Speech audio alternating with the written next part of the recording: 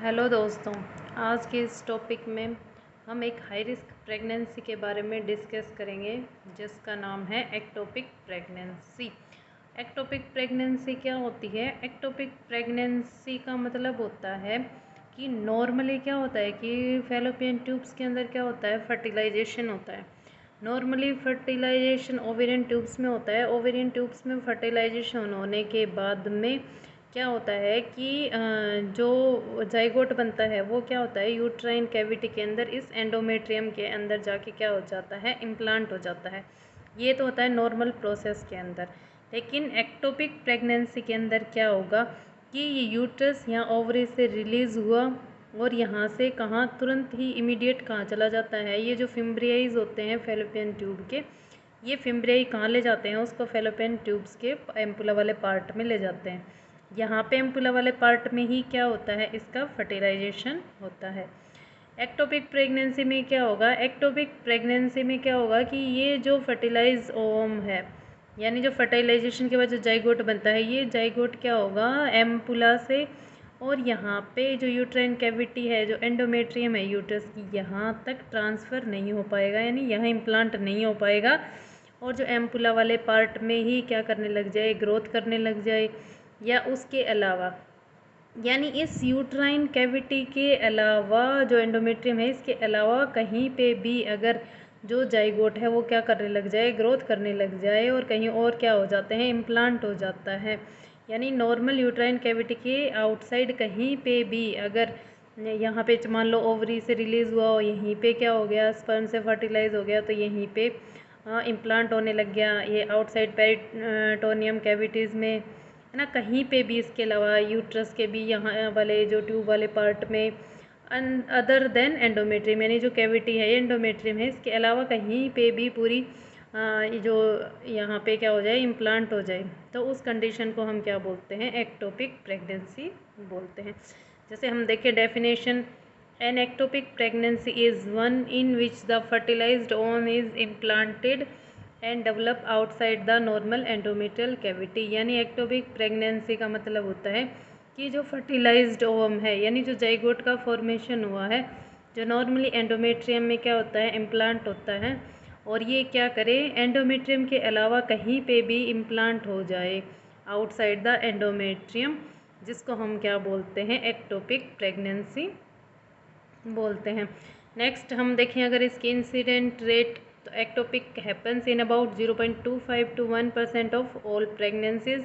The mortality rate is about 1 per 1000 ectopic, यानी 10% क्या होने के चांस होते हैं, मैटरनल डेथ होने के चांस होते हैं। क्योंकि एक्टोपिक प्रेगनेंसी में ट्यूब के रप्चर होने के चांस होते हैं, जिससे क्या होगी, हैवी ब्लीडिंग होगी, जिसकी वजह से क्या हो सकती है, मैटरनल डेथ हो सकती है। Most ectopic pregnancy occur in women aged 24 to 34 years.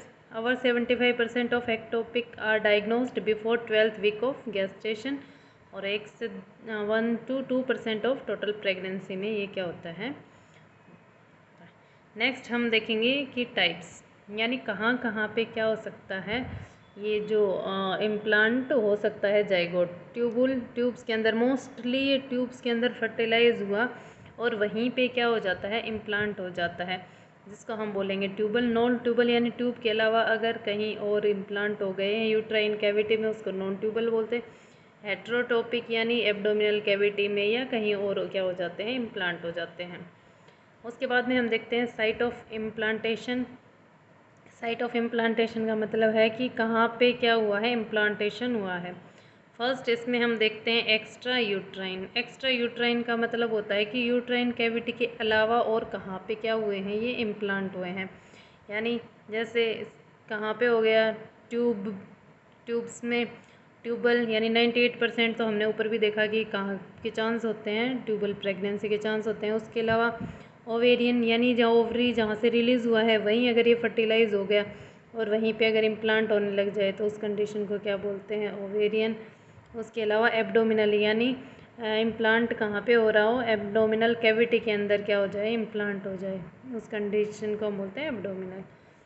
उसके बाद में ट्यूबुल में भी कौन कौन से वाले पार्ट में हो सकता है, एम्पुला वाले पार्ट में हो गया, है ना, सबसे ज़्यादा मोस्टली एम्पुला वाले पार्ट में, क्योंकि यहीं पे क्या होता है फर्टिलाइज, और ये क्या होती है यहाँ पे कुछ मसल्स होती हैं, सीलियरी बॉडीज़ होती हैं, और उसके अलावा पेरिस्टाल्टिक मूवमेंट्स होती हैं जो क्या करवाती हैं इसको यूट्राइन कैविटी में आगे की तरफ मूव करवाती हैं। अगर उनके अंदर कोई एबनॉर्मलिटी हो जाए और सीलिया और ये क्या नहीं करवा पाए, उसको मूव नहीं करवा पाए, तो ये क्या हो जाएगा, वहीं की वहीं क्या होने लग जाता है, ग्रोथ करने लग जाता है। उसके अलावा इस्थमस वाले पार्ट में, इनफंडिबुलम वाले पार्ट में, इंटरस्टिशियल जो पार्ट, ये पार्ट किसके हैं, ट्यूब्स के जो पार्ट हैं, है ना, उनमें। नेक्स्ट इंट्रा यूट्राइन कैविटी के अंदर ही सर्वाइकल वाले पार्ट में, यानी सर्विक्स वाले एरिया में, या फिर जो कॉर्नियल जो पार्ट होता है, इंटरस्टिशियल बोलते हैं, जो यूट्राइन के पास वाला जो पार्ट होता है जहाँ से ट्यूब कनेक्ट होती हैं, उस वाले पार्ट में। इस तरीके से हम ये इमेज के थ्रू देखते हैं। जैसे नॉर्मली तो इस वाले कैविटी में क्या होना चाहिए, इम्प्लांट होना चाहिए, ये जो यूट्राइन कैविटी होती है इसके अंदर, लेकिन यहाँ ना ओके, ये यहाँ पे ये यहाँ की यहीं फिम्ब्रेज के अंदर ही क्या हो जाए, यहीं पे इम्प्लांट होने लग जाए, या जो कॉर्नुअल या फिर इंटरस्टिशियल वाला पार्ट है यहाँ पे हो जाए, ग्रोथ करने लग जाए, इम्प्लांट हो जाए, या फिर ओवरी के अंदर ही क्या करने लग जाए, इम्प्लांट हो जाए, या फिर जो लिगामेंट्स है वहाँ पे, ये सर्विक्स वाले पार्ट में, इसको बोलते हैं सर्वाइकल एक्टोपिक प्रेगनेंसी, ये एब्डोमिनल प्रेगनेंसी, यानी एब्डोमिनल जो एरिया होता है वहाँ पे इम्प्लांट हो जाए।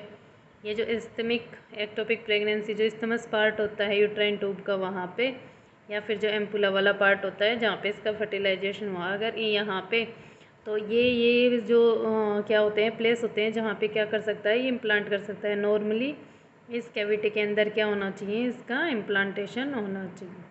ठीक है, तो ये हमने देखा कि कहाँ कहाँ पे क्या हो सकता है, इम्प्लांटेशन हो सकता है। नेक्स्ट वीडियो में हम जानेंगे कि इसके क्या कोज हो सकते हैं, और ये किस वजह से हो रहा है, और इसका क्या ट्रीटमेंट हो सकता है, और इसकी वजह से फीमेल को क्या साइन एंड सिम्टम्स क्या होंगे, अपीयर होंगे। तो इसके लिए चैनल को सब्सक्राइब करना ना भूलें। अगर आपको नॉलेज अच्छी लगी हो तो ज़रूर सब्सक्राइब करें। Thank you.